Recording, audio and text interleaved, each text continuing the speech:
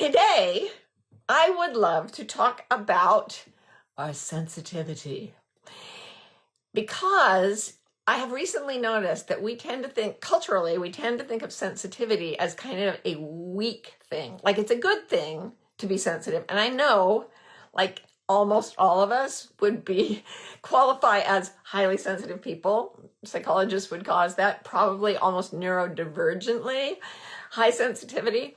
And that does in some ways make us kind of touchy and wincy. Like, if you have highly sensitive hearing, it's really hard when things are loud. If you have highly sensitive, if you pick up chemicals, you're sensitive to chemicals. Ooh, you can't really handle a lot of intense toxins around you, or even slight amounts of toxins. So sensitivity, by definition, has to do with reacting strongly to slight stimuli. And so I think as a result, I had come to see it kind of as not weakness, but something that is, a person who's super sensitive is sort of fragile and has to be handled specially, and it's not a strong position to be highly sensitive. But today, we were all communing in our family, as we are wont to do, and I started to think, I've been wrong, because we have a bunch of highly sensitive people in our family, and it's not always a gentle, soft, delicate thing. Sometimes sensitivity is powerful, and it comes on powerfully. And people who are highly sensitive feel its power before other people might.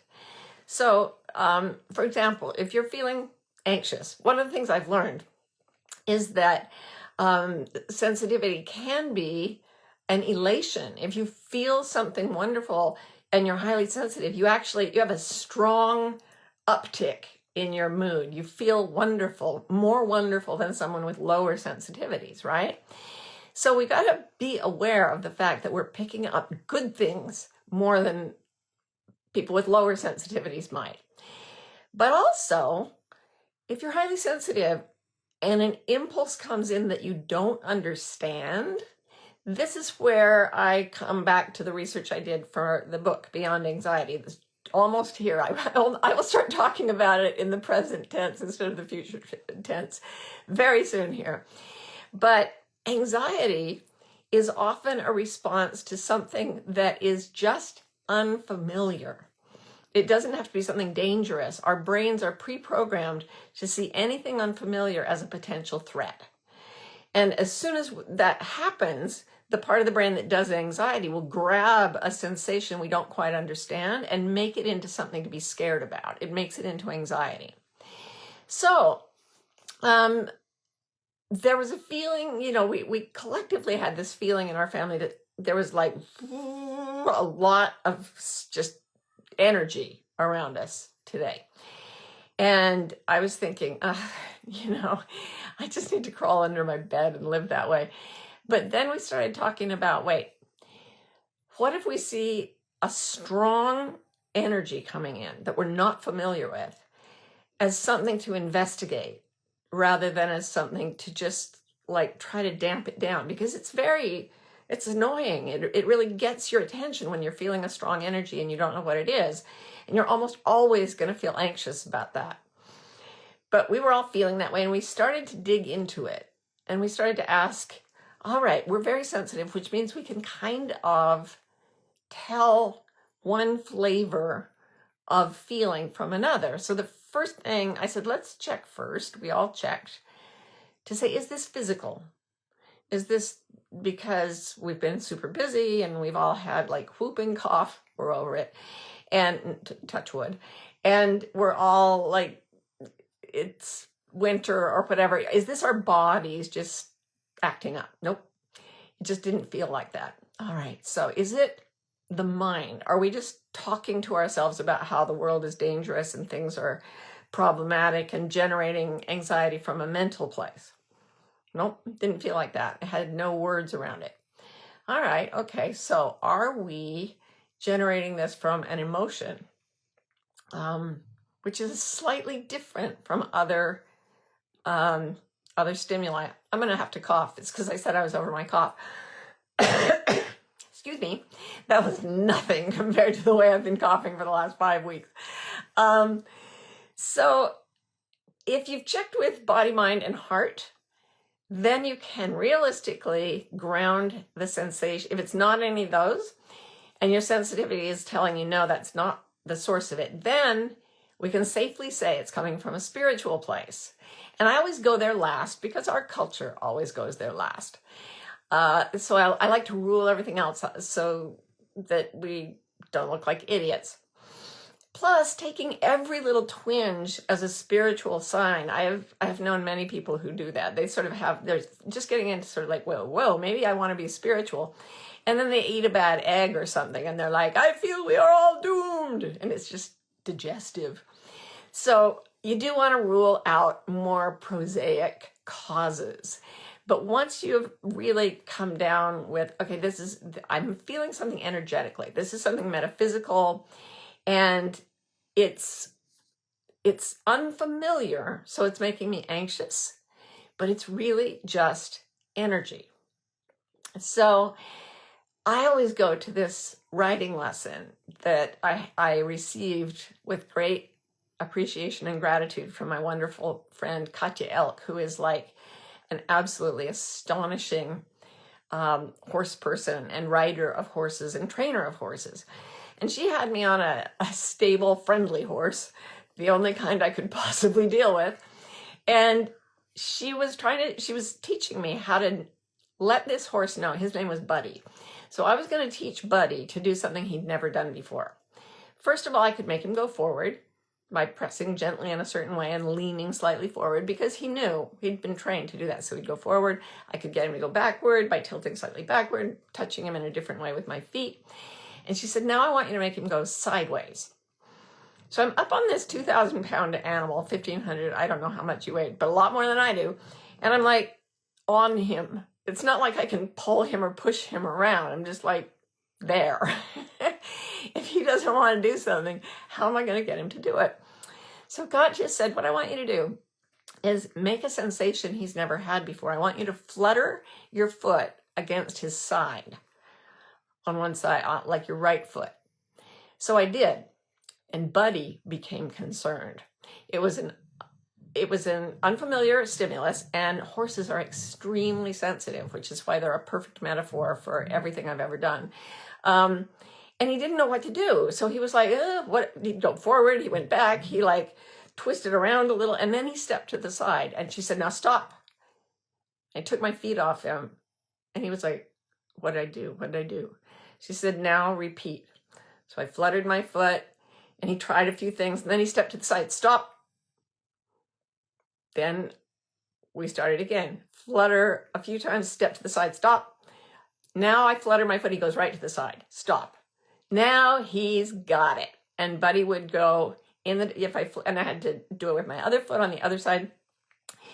And just by putting on some pressure that felt a little bit weird to him because he's so sensitive, and then stopping it when he did the right thing, or the thing I wanted him to do, I trained him to do something he had never done before. Now, I put to you, folks, I believe that we are all going to have to be trained to do things we have never done before in the upcoming hours, days, weeks, and months. I think we're in a really interesting, unprecedented landscape, politically, biologically, ecologically, and we need to be guided. And the way guidance comes is, especially to sensitive people, is through this unfamiliar stimulus that may feel weird and unfamiliar, and it scares us, and it can be very, very strong. But what we did today in my family is we said, as we started investigating, is it physical? Is it mental? Is it emotional? No. It's just energetic. What is it? Is it something that happened that just has to do with our family? No. Is it something that has to do with the whole world? Kind of, but it's sort of in the middle. And so as we started exploring what felt true, then the magic of the brain kicked in, because when you go from fear to curiosity, you have stopped the mechanism that spins anxiety, and you have started the mechanism that takes you into creativity. Curiosity is what I call the secret door between anxiety and creativity in the brain. So when we started investigating in this way, we stopped feeling anxious and started feeling, this kind of calm. The pressure went off. And then we would dig in, and each of us, like, it was like I had my own assignment. And when I came to it, it's like, oh, I've got to really do that today. And Ro did that. And we were all like focusing on what are we being guided to do today? And it was very strong. So I'd really love all of us in the future from here on out. I'd love us all on this broadcast and anybody hearing it in the future to check every day to see what you're feeling with your strong sensitivity. What is the sensation coming through to you? Is there peace and calm that says just spend the day relaxing? Is there a weird signal you don't understand? If there is, then you start to examine it. Is it body, heart, mind, or is it spirit? And as you do that and you begin to explore what it feels like, your curiosity will bring you out of the anxiety, and it will start to lead you to the thing you're meant to do. Will it give you a plan for the rest of your life? No. I couldn't give Buddy a plan for the rest of his life. I could just get him to step to the side, and then I'd take the pressure off. And I think our higher selves or our spirit guides or what the hell ever is there, that's how it guides us. It puts on pressure and then it stops. And I think that, one of the things, it's sensitivity, just final word, sensitivity is often associated with femininity, and both of them are seen as weak. But I would say the strength of sensitivity and the feminine, the divine feminine, which can be possessed by people of all genders, that is in fact stronger than other types of energy. Like the masculine energy of our recorded history is the story of a bunch of people killing each other. And the unrecorded story that goes behind that story is of millions and millions of hours of people being kept alive by and created by the power of nourishment, by the power of the feminine and the masculine combined, of course, but the whole thing, and by the presence of spirit. I have an Ani DeFranco lyric for you, provided by, you will not guess this, yes, Rowan Manga, the Gracious Badger, the biggest Ani fan in our house, which is saying a lot.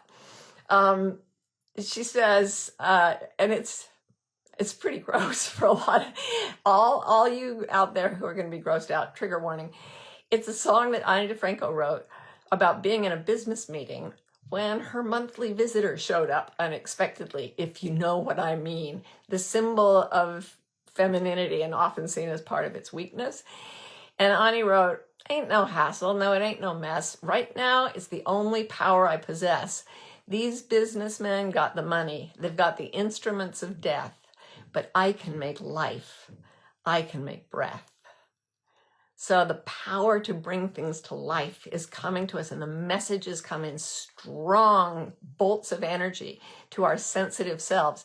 And a lot of the other people in the world, Glennon Doyle says we're the canaries in the coal mine. We're the ones who feel it first. And we're the ones who can start to lead our lives this way, in the direction that our higher selves are signaling to us to go. And potentially help a lot of other people whose sensitivities may not be quite as strong. And in this way, we serve the world, and it is not a small thing. It is not small. It is huge. So I'm going over to look at questions. No questions yet. Okay. Well, ask some questions if you want to. Can you remember a time when you just felt sort of out of sorts, or if you can find an area in your life where it just feels like, oh, I'm not sure what to do. I feel some anxiety. Instead of just trying to drop that out of your consciousness, like allow it to come into your strong sensitivities and allow yourself to explore it. See if you can relax your body as you explore something that feels anxious and start to feel, is it just for you? Is it for the people around you? Is it for the whole world? Does it even belong to you? Or is it energy coming from somebody else? When does it feel more? When does it feel less? Start to read the energy. I was long ago, my then husband and I decided we were going to live like leaves in the stream. This was like after Adam was born. And we'd both just taken a running jump off a cliff in terms of our whole lives. And we decided we were just going to drift in the stream. And I was telling my family today that that felt like a little creek. And right now being a leaf in the stream feels like maybe not being on the Amazon, but definitely a strong tributary. There's a lot of power flowing right now. And if we could all just relax into the current of that, as the Taoists say, then our sensitivities will guide us exactly where we're meant to go, because the river itself is made of the energy that we sense with our strong sensitivities. Okay, so Jessie says, how to be with or process sensitivity while in deep grief. All right, so the first thing you have to do is make sure that you are completely relaxed into what you are feeling physically and emotionally, and be aware of what you're thinking. So physically and emotionally, emotion, of course, the emotion of grief is deep sadness and sometimes anger. It's the grieving process, and it is intense. As you go into it, your body will naturally want to rest more, because grief work is heavy. It's changing your brain, it's changing your biology, it's intense, and it requires rest. Just like growing a baby requires rest, or recovering from whooping cough requires rest. I had to finally just lie down for a weekend to get over that thing. So once you've done that and you've totally surrendered to the emotion, make sure you're not thinking thoughts that are exacerbating the pain. So if I'm grieving, I don't know, the loss of a friend, and then I start to think, I'm going to lose everyone, everyone's going to die, and I'm going to be alone, my thoughts are going to add a level of anxiety that is not just grief. If fear comes into it, you want to look and make sure you're not making things up in your mind and then reacting to what, not to events, but to thoughts about events, which that's unnecessary. Pain is inevitable, that's grieving. Suffering is optional, that's reacting to thoughts that scare us or make us sad. So once you've got that and you're sitting in a full surrender with your feelings and letting go of all your thoughts, then the sensitivities can become very powerful. Often it's when you're in the dark night of the soul that the greatest illumination comes, because your boundaries are down. You're using all your strength to process the emotion, and your sensitivity is to spiritual messages is going to be much higher. So like both the memoirs I wrote, most memoirs I've ever read are about people going through dark nights of the soul and having epiphanies because of it. So it's not easy. It is not easy, but you can do it. And in fact, you're actually going to get more sensitive, more specific, and more accurate because you're in the grief process. All right, Catherine says, so then you acknowledge that it's a spiritual sensitivity, and then how do you release it? You don't release it. It has to release you. That's like, I'm in the arms of a bear. How do I let it go? Well, it has to let you go. The forces of the metaphysical universe are bigger than any one person. So instead of releasing it, you allow yourself to go where it's asking you to go. And at first you won't know what you're supposed to do. Like today, after this anxiety, we sort of drilled it down. And I thought, oh, I really want to make a post in the Wilder community today. And it's kind of an odd post. It's one of my little ADHD special interest things, but I really want to post it in the Wilder community. So I spent like half an hour and I did that and I had a blast. And then the pressure of the energy, that do something, totally relaxed when I said, that's what I'm going to do. So that's what happens. The pressure comes off when you're headed in the right direction. And that's how you get trained by the force. Excuse me. Ella Etoile says, I know I need to rest, but have a lot of work my mind is very, very concerned about, and it does need to be done. How to placate the mind. Well, you have to do this with kind internal self-talk. KISSed. I've talked about it before in the gathering room. You just say to yourself, yeah, that's a lot of work and it's important. But little by little, we'll get through it. Look, we'll take turtle steps. We will call upon the powers of Ganesha, the elephant god, the remover of obstacles. And together they make up Goethe's admonition to a young poet. Never hurry, says the turtle. Never cease, says the elephant. And then you just put your head down and take a step forward. And it all gets done. Or it doesn't, and that's fine. You'll figure it out. But if you put your head down and do the work, you will be moving your brain into that creative space where you're actually doing something, and the anxiety has to go away when you're in that generative state, creative state, where you're connecting things you've never connected before, which is handled by a different hemisphere of the brain than anxiety. Okay, so, and Ella's a Kahootnik. I would love to hear what you think of my post. Okay, anyway, sorry, that's for our wilder people. So Björn Baby Björn, I love that name. I hope I pronounced it right. Björn Baby Björn, I don't know. It's an Australian.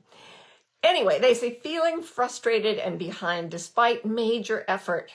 How do you feel unstuck and keep faith while hurting and feel like you've been manifesting for a long time?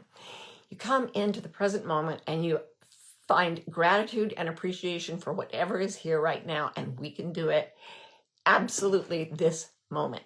So if you're watching this, Boon, baby Boon, just take a deep breath, let go. Oh, I'm so tired. Be tired, be frustrated, be all the things you are. You don't have to change what you're actually feeling at all. But then find something around you that's a glimmer that reminds you of something positive. I have my special crystal that someone found in the desert for me, and I dug it out of a rock using dental tools, my own self. And I mean, I just looked around my desk and picked up something that made me happy. And then I go into deep appreciation for this object, or my turtle and my elephant. They're so squishy. And I can just be so, I mean, good Lord, there are people talking to me, listen to me right now from around this planet. Just be in gratitude and appreciation. And then as Anita Morjani says, you go from surrender to acceptance, from acceptance to gratitude, from gratitude to appreciation, from appreciation to joy, and from joy to peace. Just the gratitude and appreciation, just put them on with a trowel, put them thick. They always work. And then the big things happen in their own time. Be a leaf in the stream will do it. Ariel Friedel says, how do I foster and show respect toward sensitivity in my child? He's only a toddler, but I find myself in my programming trying to shut down big feelings. Oh my gosh, this is so true. I'm sorry to go on and on about Wilder, but it's become this major thing in my life. And we have these things called Artie Friday hangs. And in our last Artie Friday hang, we had a discussion about parenting that absolutely shifted the way I parent. And what we realized is that our kid, Lila, is afraid she can't draw. And none of us has ever said to her that she's done a bad job on a drawing. But then we realized that Karen and Ro she'll say, draw a dog. And they'll say, no, I can't draw well. Take it to Marty. She's the one who draws. To Muffy. That's how Lila knows me. And we realized, we're making categories of someone who's been drawing for 60 years and saying she's good. And then people who haven't drawn for 60 years, no, that's bad. So I said and somebody said, just make it about mark making. So one of our wild nicks said this. So the next morning I go down and I'm with Lila and she wanted to draw, and I drew a Christmas tree and I made jagged marks for the needles. And I said, look, can you make jagged marks like this, just little ones? And she started doing it. And then I made ornaments and I left spaces for her. And I said, can you make a mark like this? Because I was starting to realize how freaking sensitive this child is. And then I was like, oh my God, you did it. And she saw that she had done it. It was not somebody just blowing smoke up her behind. And the joy that came up in her as I was able to help her drop her fear of failure, because she's so sensitive. Even without telling it to her, we told it to her without meaning to. So I became so much more aware. Our children are so sensitive. I really believe that this is a sensitive group. Y'all watching me right now. Our kids are way sensitive because they're coming into an even more dangerous time. So yeah, pay attention to the flutterings that are helping guide you as a parent, and talk to your friends about it because they can really help you. That's what I've found out. Tracy says, sometimes I wake up with a deep funk that I know isn't mine. Even if it feels sad or grief, do you think curiosity will take off the pressure? That would be much faster than hiding under the covers. Well, first I would hide under the covers. I think that's a jolly good idea. But then I would say, whose is this? And I would say, can I find compassion? And it's like kind internal self-talk, kissed, but to another person. Just start, may you be well, may you be happy, may you feel safe and protected. May you have ease of well-being. You just start loving, and you project loving, and you think of ways to communicate compassion. Think of things you can make to communicate compassion. A post online, a letter to a friend, a holiday card, anything. And if it brings you joy, do it. Do it, do it. If you can't think of anything that works, let go, surrender it. It's not your business. It's somebody else's business. As Byron Katie says, the thing I love about separate bodies is that when you hurt, I don't. It's not my turn. Will be, but it's not now. Laurie says, can a physical twinge have a spiritual source? Yes. As opposed to a repressed emotion or physical injury, etc. Yeah, it gets very mingled in there. And sometimes you can have all four of those components working together to create a physical sensation. For me, my body has always gets symptoms when I ignore spiritual sensitivities. So if something's coming in spiritually and I'm pushing it away because it's not logical, it immediately shows up as a symptom in my body. And I was so far out of integrity with my body because I've been so busy lately promoting this book. All things that will drop after January starts. But I thought I could get over whooping cough or whatever that was with just a course of antibiotics and keep pushing myself hard. Out of integrity, I just kept getting sicker until I finally decided I wasn't going to get up and walk 6 miles in the morning. I was going to lie there and feel what my body needed and what my spirit was suggesting. And it said, Marty, lie down, sleep a lot. And not only will your body heal, but you'll start to receive more information, more exciting, joyful ideas from the force once you just let go and float down that river. And it was wonderful. Yeah, physical twinges are great gifts. A couple more questions. How can highly sensitive people recover, says Jamie, after being with very insensitive family members or groups of people in general? Sorry, I had a bolt of anxiety just reading that. Go find a family of choice. This is what Wilder is becoming to me. I mean, I have other dear friends, but it's a place I can go anytime. And there are lots of places to go online where you can meet with people who share your sensibilities and sensitivities. And often just knowing you're going to go and report back is enough to get you through. You can just sit there while somebody's just being unbelievable and go, all right, I'm going to tell this to my friends and I'm going to make it a really good story and we're going to have a blast.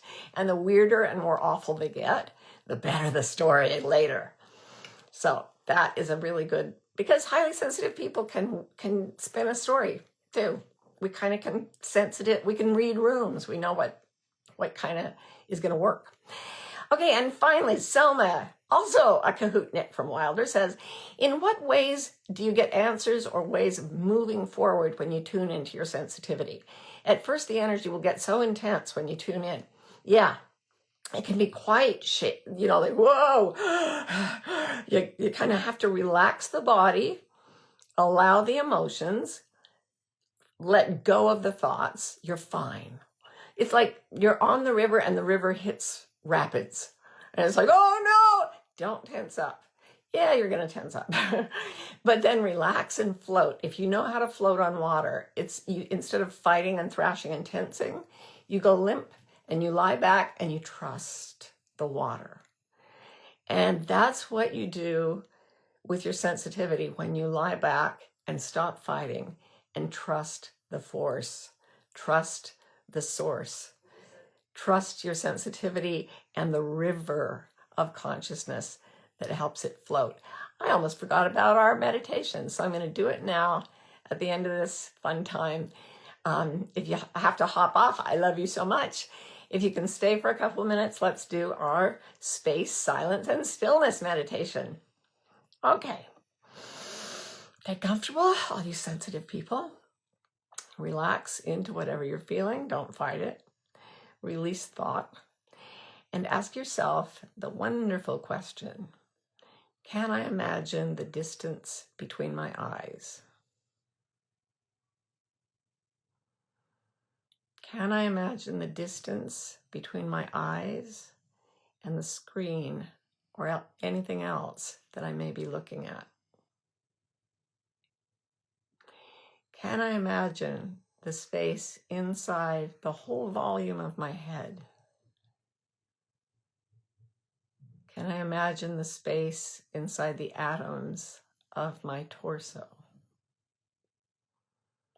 Can I imagine the space that opens in all the places where those tiny bits of matter just float?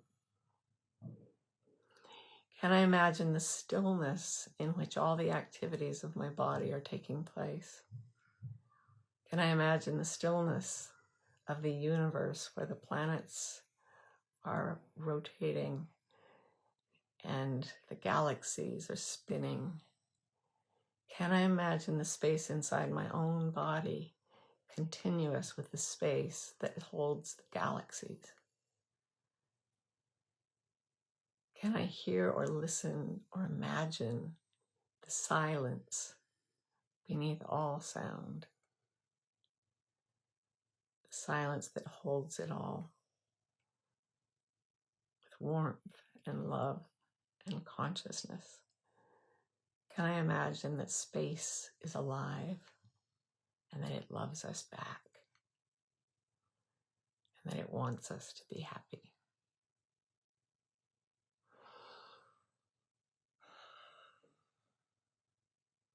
Thank you so much for coming to the gathering room today. I love you so much.